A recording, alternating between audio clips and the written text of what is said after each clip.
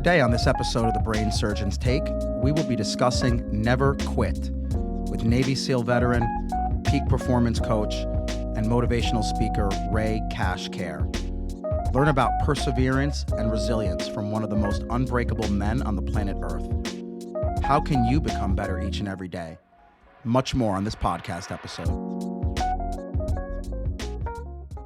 Welcome back, everyone. Here's my take on Ray Cash Care. The guy is a total badass who knows how to inspire those around him. As a former Navy SEAL that was deployed in remote areas of the world in the war against terrorism, Ray has a unique specialized skill set that only a handful of people on the planet possess. He has now turned these talents into becoming a nationally recognized performance coach and motivational speaker, transforming the lives of men and women across the nation. Ray's life lessons are built from near-death experiences and real-world knowledge, something that cannot be learned from a book. I personally loved doing this interview, as I've always had the highest admiration and respect for Navy SEALs because of their legendary grit and fortitude, qualities that I too pride myself in. I learned so much about what motivates Ray and what makes him tick.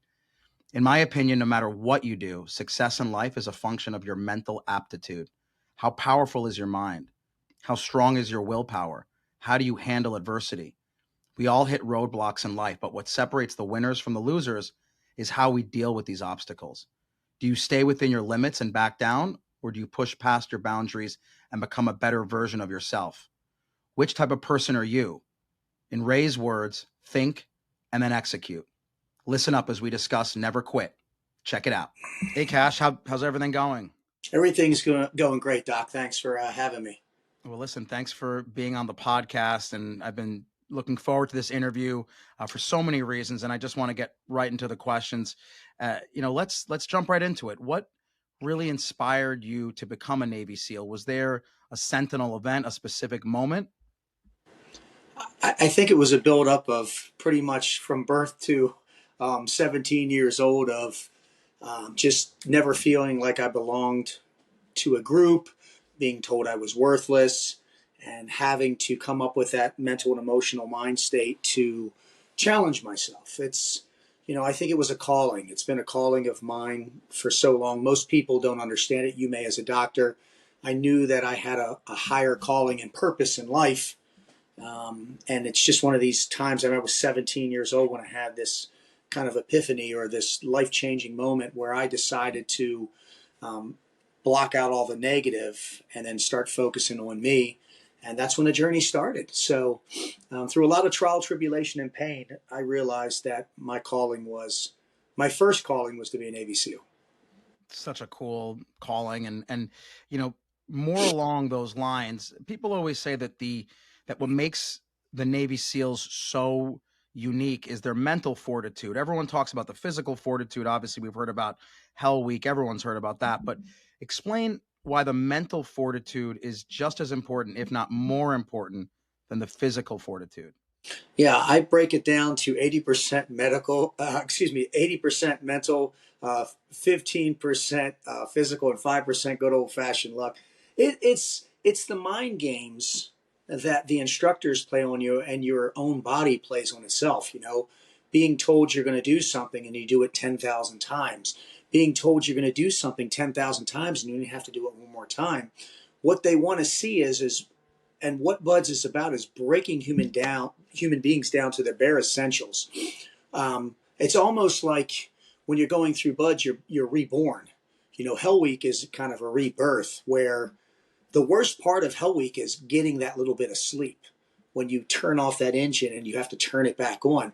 Everything that basic underwater demolition is about, people just see the logs and they see this, but it's the mental fortitude of knowing that you have to move that log, that 500-pound log, and there is no finish line. You know that Buds is 6 months long if you do it right the first time like I did. But other than that, it's sunrises, sunsets. You have to develop your own mind game, your own mental and emotional game, counters, if you will, to get through Buds. And I think the individuals, the men that do, are the ones that are successful. It's such an amazing experience going through Buds, but also as a Navy SEAL, and you've been all around the world, you've been in a high stakes situations that only a handful of human beings have ever experienced. How have these experiences molded you as a person? Well, I think they're the foundation of everything that I am now. I feel that when individuals, and it's discipline. You're a doctor, it's putting in the long hours, the sleepless nights, um, you know, the loss of life. I mean, I can relate. I think I relate with LEOs, first responders, doctors more than anybody, because you have a battlefield that you go to every day, whether it's surgery or whatever you're doing, and not everybody comes back, no matter what you do. How has that shaped me? It's given me the physical, mental, and emotional stability that I need. That when chaos is going to arise, right? There's no perfect life. There's no perfect day. There's no perfect situation. I can take a step back and fall back on the training that I went through. And what I do in my mind is go, this isn't so bad. Like I don't have a 500-pound log under me.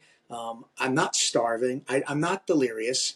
It's given me the ability to problem solve on a much higher and deeper level. So most individuals are problem solvers, one dimensional. Doctors, people that have complex positions, we're problem solvers. So you have to think three-dimensional, right?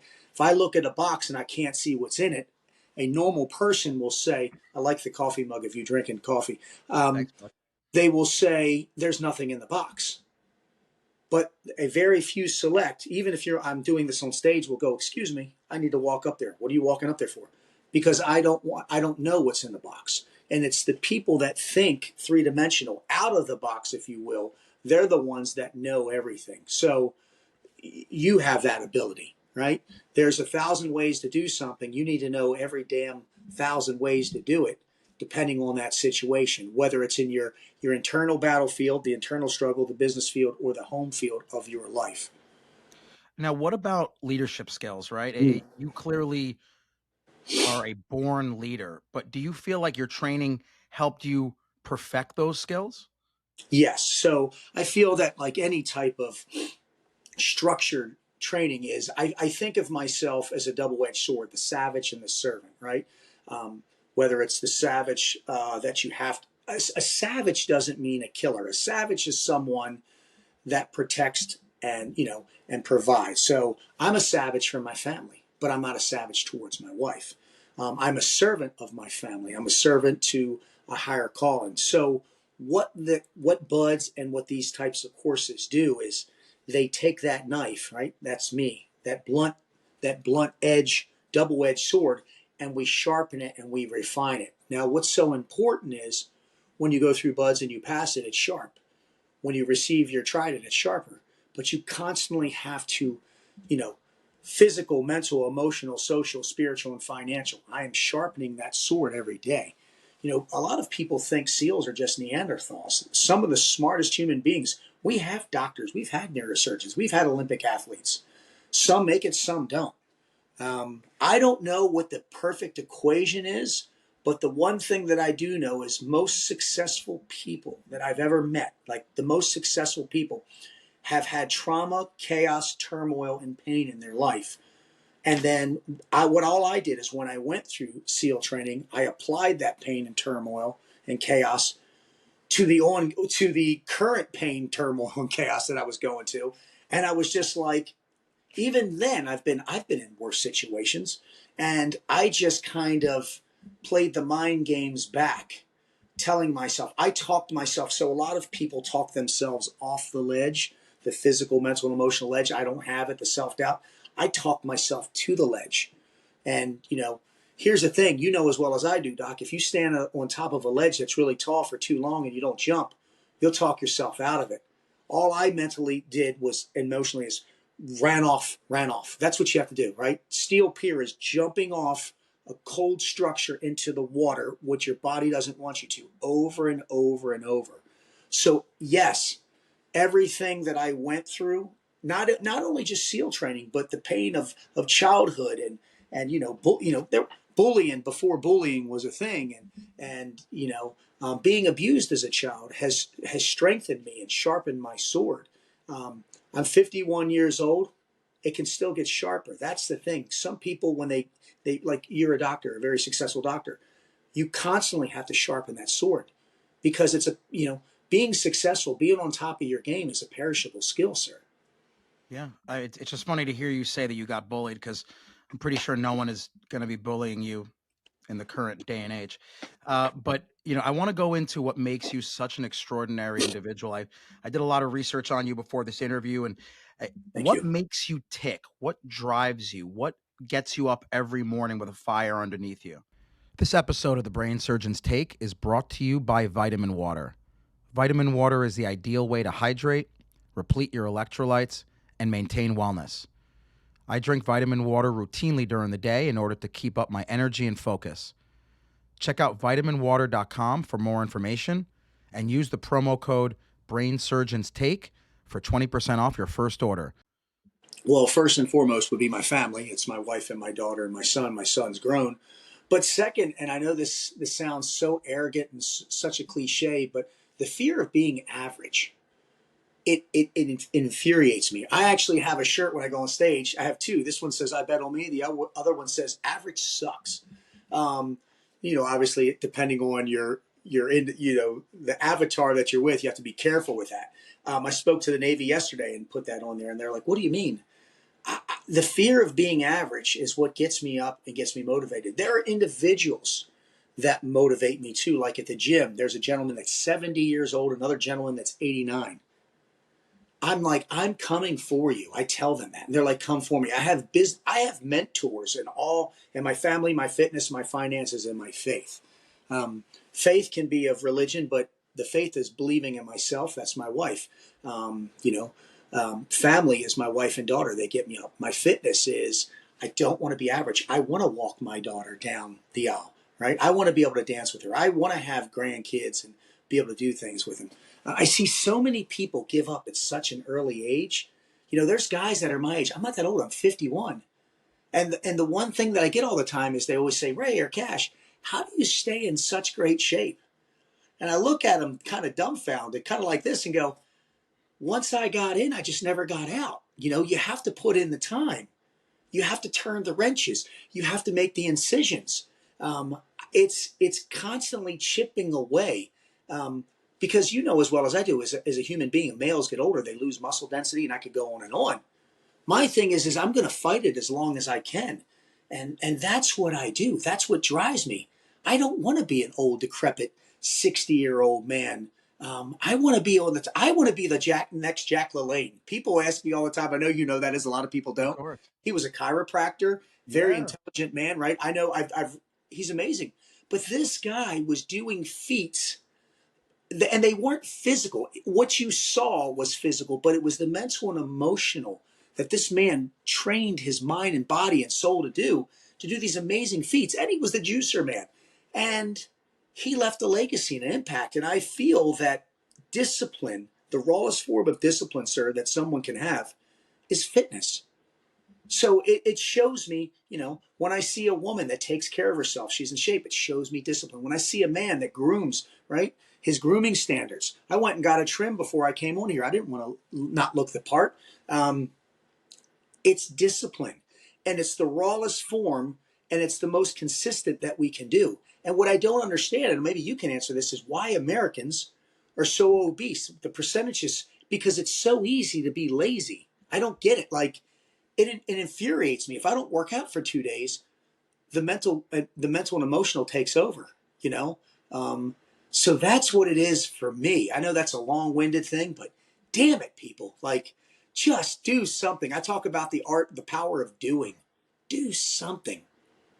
I feel like I'm hearing myself talk when you talk. I have the exact same perspective on discipline and fitness, and I think that fitness is key. It's not like, uh, working out gives you less energy because you're tired. Yeah. Working out gives you energy, and fitness and discipline give you energy. And I think that anyone like yourself who's able to put in so much energy and be so productive, it starts with fitness and taking care of your mind and body. And I agree with you. I think this world suffers from a laziness Mhm. problem. Yeah. I think especially in America, people get complacent and they get lazy. And I think the idea of doing difficult things and disciplining yourself to work out every day or work long hours, I think that's something that's a lost art. And I Mm, want to kind of talk about that, but in the context of your program, yeah. Conquer, which for those people who don't know, Cash started this program called Conquer. Hmm. It's a leadership and team building program. It's designed to push the participants physically, mentally, and emotionally, to push through your personal barriers. And Yeah. tell us about your impetus to start this program. Well, I just, I kept hearing this same narrative with businesses and human beings where, why me, why me, why me? And finally I just started confronting individuals going, why not you? Like there's no structure, there's no discipline, there's no time management, there's no this, there's no that. So all I did was I infused the things that I learned in the SEAL teams and apply it to individuals because I feel that there are four foundations of success: teamwork, problem solving, leadership, and communication. I believe that all human beings have three battlefields of life: the internal battlefield, the business field, and the home field. And that we need to infuse that with my four F bombs: my family, my fitness, my finances, and faith. So as a human being, Doc, you could have a team of young surgeons working under you, and they're producing at a certain caliber or certain performance rate that you're used to. And then all of a sudden, you see that something's wrong, right? You see that something's missing. Instead of going through life with blinders on, you can literally break it down to: is it in your teamwork, problem solving, leadership, and communication at work, at home, or with yourself? Is it your family, your fitness, your finances, and faith? And what I did was is I just said, you know what? If this worked for me, a dumb kid from Baltimore back in the day who used to think that he never amount to anything, who has hit levels of success, physical, mental, and emotional, that most haven't, then why the heck can't it work for you? And sure enough, I do this with another gentleman now. I do this with a couple other gentlemen, and we're going to big companies. We're working with teams. I work with kids, because you know as well as I do, it's easier to build a strong young man than it is to fix a broken man, right? So I Absolutely. try to get them as young as I can, and I have different programs, and I call them. They have different ratings, right? So you've seen some of my more aggressive things. My business is rated PG and my kids are rated PG. But my goal is to leave an impact and make a difference on as many human beings as I can. And I have programs or corporate trainings for women, but it's very hands on, right? I'm running a course now called the Q course, the quit course. I went up and did this huge event and went up and said, I'm a former Navy SEAL. I'm the biggest quitter you ever met. You could hear pins, you could hear flies flying. And people were like, what does that mean? I quit everything that doesn't serve me purpose anymore. Negative people, places, and things, entities. I try to cut down on vices. And when you do that, you free up more time for, and I always call it my dot, dot, dot, right? And that's my prioritize, strategize, and monetize. That's my three things that I do. So many people get up and they waste time doing so many things that aren't productive. They're actually counterproductive. Um, you know, Case in point, get up, don't look at your phone for the first 20 minutes. Don't look at your phone for the first 20 minutes. It's impossible. People do it. Turn off your alarm, whatever it is, don't look at your phone. Get up and drink water, right? People get up, first thing they do is they drink coffee. You know as well as I do, your body dehydrates at night. I'm talking to a doctor. Drink your water. Like, it's these little things that you do. Drop down, do 50 push-ups. Just do little things that start to make your bed. These are just little things that I do that help me physically, mentally, emotionally crush my day. Yeah. And I just pass these little tools or these traits or these skill sets on to other individuals, and it's contagious. They're like, it can't be that easy. Well, the process isn't easy. It's tough, but you have to trust the process. Sometimes I hate the process, but you have to continually get up and do it. It's funny. I've got Don Fry from UFC calling me, and I've hung up on him twice, and he keeps calling me. I don't know what's going on. Sorry. There must be something going on at UFC. They probably want you to fight and get in the octagon. No, not me. I'll just leave it there. I'll answer it later. I apologize. I didn't want you to hear because I got a microphone and my headphones in. No, it's all good, man. Listen, you were talking about traits, and I think when people talk about or think about Navy SEALs and traits, Mm-hmm. one of them is a high stakes situation and being able to control the stress and really focus. In Yeah. your experience, what predicts success under pressure, right? We hear about it all the time in sports, in business, people who, when it's a last shot, you want the ball in their hands. What predicts success in that situation? Phew, man, that's tough. Um, well, obviously, wow, man, that's a good one. I've I mean, never looked at. think about the Navy SEALs teams that Yeah. you were on. Like, what made all of those members so clutch?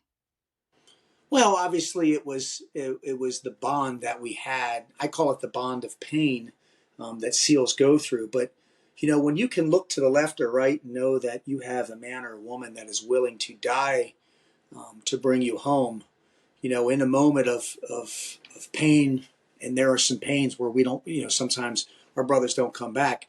There's no one else I'd rather be with. I mean, I've been outgunned, overmanned, um, had superior firepower thrown on me, but somehow we always get through. And it's, I think, being able to, when you work with someone close enough and you've gone through this an experience as such, like you could probably, I'm trying to relate it to you. You could be in a complex procedure. A doctor could come in that's, been through you have, and you two could work through it and make that happen versus someone who hasn't. So when someone has gone through the things that you have, and you can wholeheartedly trust that it, I'll tell you this right now. I know that there were times when I wasn't going to come back from a fight. I wasn't going to come back from the battle, but I knew that my brothers would not leave my body there. That gave me kind of the okay to lay it all on the line, even though I have a wife and kids. When you can look, I mean, I've been shooting guns before when men are dying underneath me, and I can't get off, that trigger until I lay down that fire superiority and clear that X and move the guys off, plug the wound. Um, it's just knowing that when you've gone through the shit with these guys. And even if man, it could even be working with a sister platoon, right? It could be just you're taking fire and all of a sudden, you have another platoon that comes up and help you. We know we have the blueprint, right? I call it the blueprint of pain. We know we've been there. I know that he's got my back. He knows I've got his back because we've gone through the same hell, and hell is always not a bad thing. I know people get on me about that, but sometimes hell and pain is a pressure is a privilege, and I think I've worked with some of the most calm, cool, collective guys under pressure. I remember my first firefight I got in. My senior chief is like, just remember what you were taught. And I'm just like, okay, senior chief, And when it was over with, you kind of, it goes fast, but it goes slow, and it's not like you think, and your ears are ringing. And afterwards, hey, we're back now. And my great senior chief's like, let me tell you what you did wrong, right? Not getting on me, so you don't do that again. Very humbling, very humbling. I'm sure when you first started, there's things you did right and things you did wrong. Of course. But just knowing that you have the caliber of man, I mean, I can only speak from on the battlefield with men, not that there's not women that do this. Knowing that even if I get wounded, if something happens, I know they're not going to leave me there. They're not going to run. Man, that's a you. I can't put an emotion on that. It's like something. It's beyond me. It's beyond you. But it's very powerful. And I've been in some firefights before when I've looked at the guy to the left and right and said, I don't think we're going to go home. And they're like, well, we're not going to leave each other, so I guess none of us are going home. And when you've got that type of camaraderie, that type of brotherhood, you're indestructible. You just got to let that not go to your head, right? With ego, right? I mean, sometimes we're our biggest adversary. We're biggest adversaries. We are we our egos can kill us at times, but Oh. God bless us. We have lost some savage warriors, but a lot of us have come home. Thank God. Now you talk about how the pain makes you stronger and the hell that you guys go through makes you better people. Another thing in this country not only is laziness, but is the victim mentality. And I feel Oh, like when things don't go right, a very common response is, oh, woe is me. Why is me? Things always happen to me.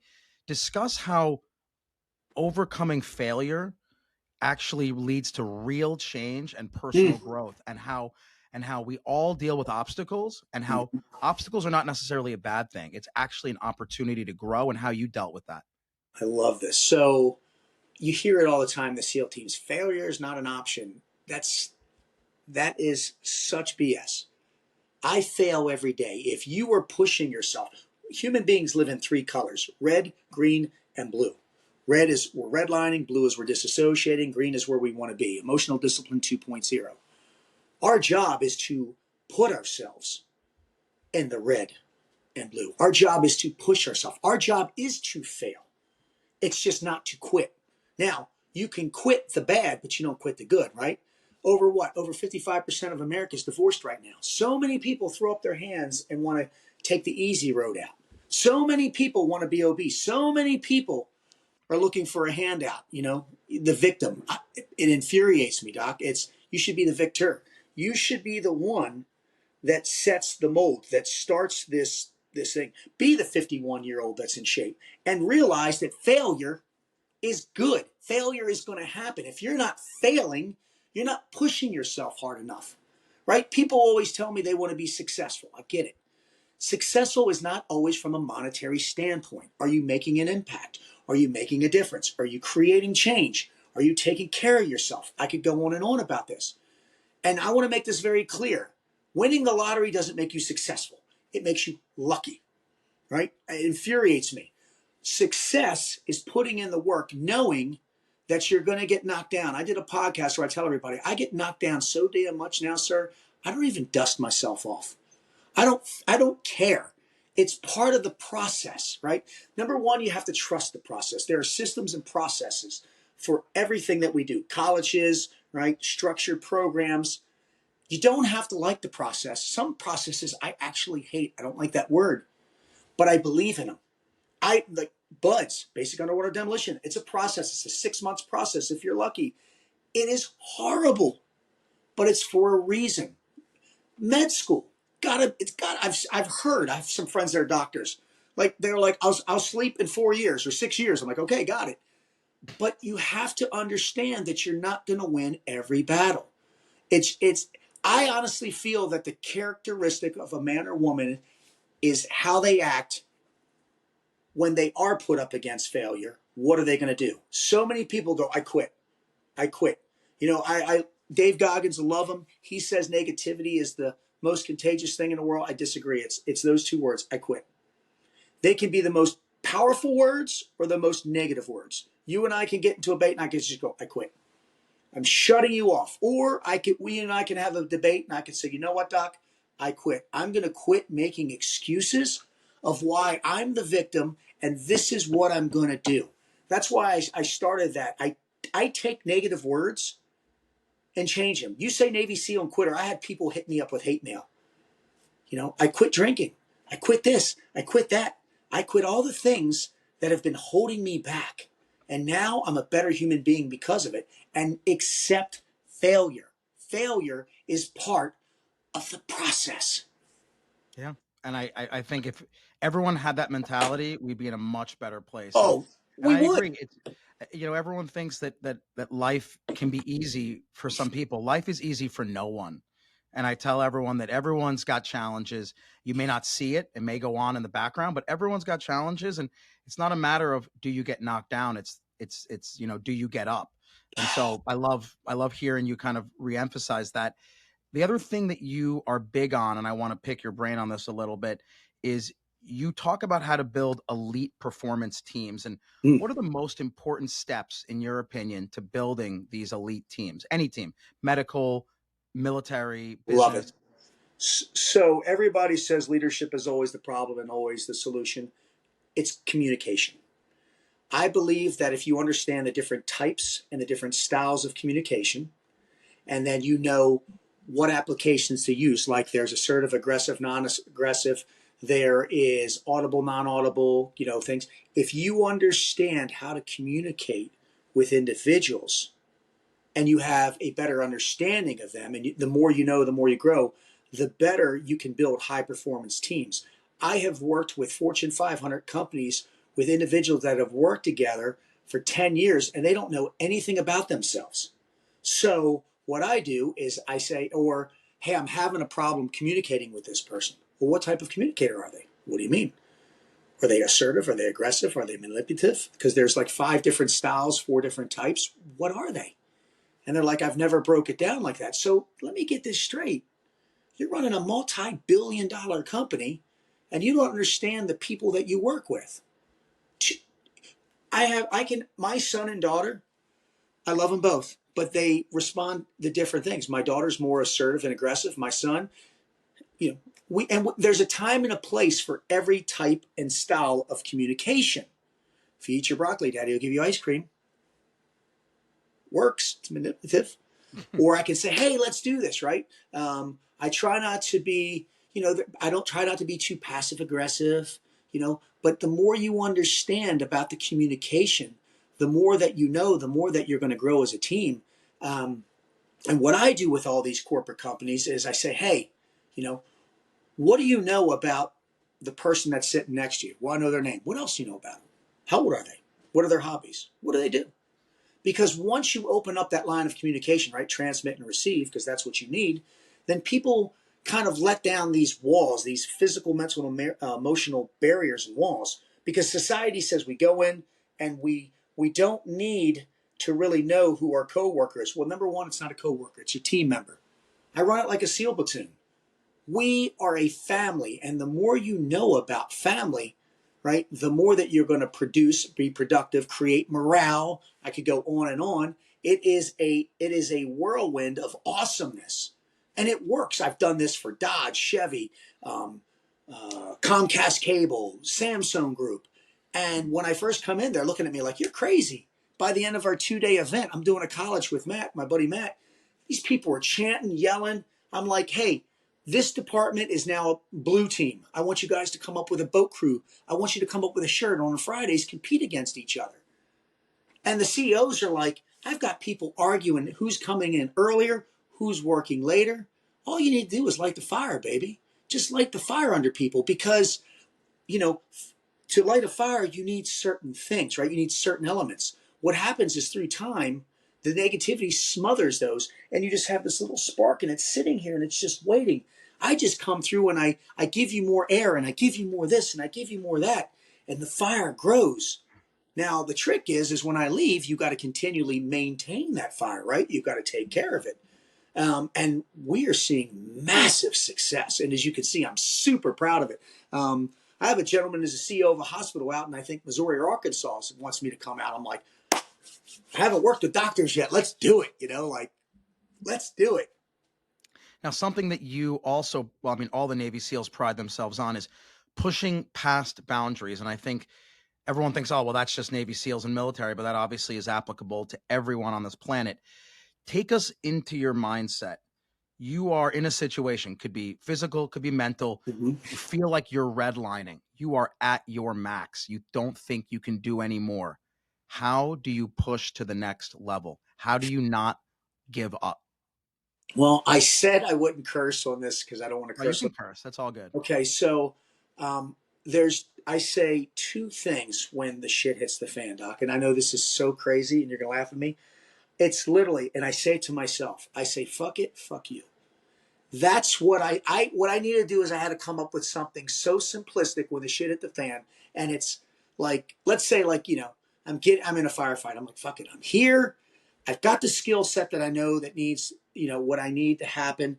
I've gone through the training. I've got the right people, and then it's like an fu. I'm like, listen, believe in yourself, bet on yourself. Don't be a little bitch, pardon my language, right? And it's these things, these quick little things. Like, I can't sit here and dissect it. It's just like, it's kind of that, it's a mental and emotional punch to my face. Like, come on, man. You've been through buds. You've done this. That's why I have this stuff back here. It's not my wall of awesomeness. It's when things go bad, I turn around and go, okay, there's my Buds class. I've got my Buds helmet. I've got a picture of my wife and my daughter. I've got all this. Okay, things aren't that bad. Stop being a little sissy. Let's get to work. So that's all it is for me. It's just I need a quick mental and emotional slap to the face. And I tell people that use it. And they're like, You can't say that to other people. I'm not saying it to you. I'm saying it to myself. I've actually said it out loud before, like, fuck it, fuck you, let's go. But through time, I've learned how to use that same passion and volume and tone, but it's the internal dialogue, right? The trick is to control the internal dialogue, Doc. Average person has 60,000 thoughts, 80% of them are negative, right? So all I'm trying to do is control the narrative. Like usually it's your family, your fitness, your finances, and faith. How do you cut a quarter of that? That's about 40,000, 40 some thousand thoughts. Get in shape. You just cut out 10,000 negative thoughts, right? Be a better father or husband, and don't cheat on your kids. There's another one with your family. Fitness, finance. Hey, if you have bad vices, quit them or get help. Gambling or you need help, you cut out another couple. Faith, believe in yourself. That's where it all starts from. That's why I wear the shirt everywhere. Whenever things get bad, I bet on me, and I go, "Fuck it, man, you're here." Like whenever I go up and do speaking events, I hate to speak, Doc. I do it because I do hard shit. I spoke to like 200 servicemen yesterday. They're the hardest crowd in the world. I'm getting ready to go up on stage. I'm like, fuck it, you got this. Fuck it, you got it. I'm doing this over and over. And literally, they're like, hey, go. I'm like, all right, let's go. Because once you take that step, that leap, you got it. It's just taking that step. So many people hesitate. I love the mind game. Listen, I'm going to wrap it up because I know you're super, super busy. Last question. You're Yes, sir. obviously someone who relishes challenges. You've been challenged your entire life and you win and you win and you win. What's your next big career challenge? Oh man, I hate to use it. It's a financial challenge. I want to create enough generational wealth where me and my wife can set up a charity. And what we want to do, and this is what a lot of zeros is, kind of like St. Jude's takes care of the families. We want to take care of families' bills when they're home. So we want to start small and work that up. How am I going to do that? What's the next challenge? I just have to keep being me and adding zeros to those. I hate to talk about money, but the more you make, the more you give. So I'm trying to make more so I can give back more. I have the backing of our church with this, and it's within our 5-year plan. So my goal is to be able to help as many families as I can. We lost my father-in-law and my mother-in-law to cancer, breast and acute leukemia, and we really want to focus with kids. We have a family member here who literally will not leave their child, and we've been helping with the bills. And I was like, imagine if we could do this for more people. So that's what we're working on. So it has nothing to do with me. It has to do with others. I have all I need right now. I have my health, a beautiful family, and we're doing okay. What a beautiful vision that is. And listen, Cash, I'm going to wrap it up. I just want to say what an amazing interview. Everything that you have talked about resonates with me because the discipline, the hard work, the Mm, fitness, yes, sir. the not taking a victim mentality, the no laziness, the really no excuses. That's something that I always preach to our residents is that no excuses, right? If you want to make an excuse for anything, there's always an excuse, right? Yeah. Getting up, working out, going to work, doing your job. You can always have an excuse for anything if you want it. Mm, Just don't have an excuse. If you say you're going to do something, do it. So I think that's the take home point to our listeners. yeah. You've gotten to where you are because your mind is so strong and Yeah. you won't let anyone tell you no. And I think that if we all took 5% of Ray Cash, the world would be a much better place. So I just want to say thank you for your time. You're an inspiration to everyone, mostly me. Um, and it's just, you should obviously be very proud of everything you've accomplished. Much respect. Thank you, sir. I appreciate your time.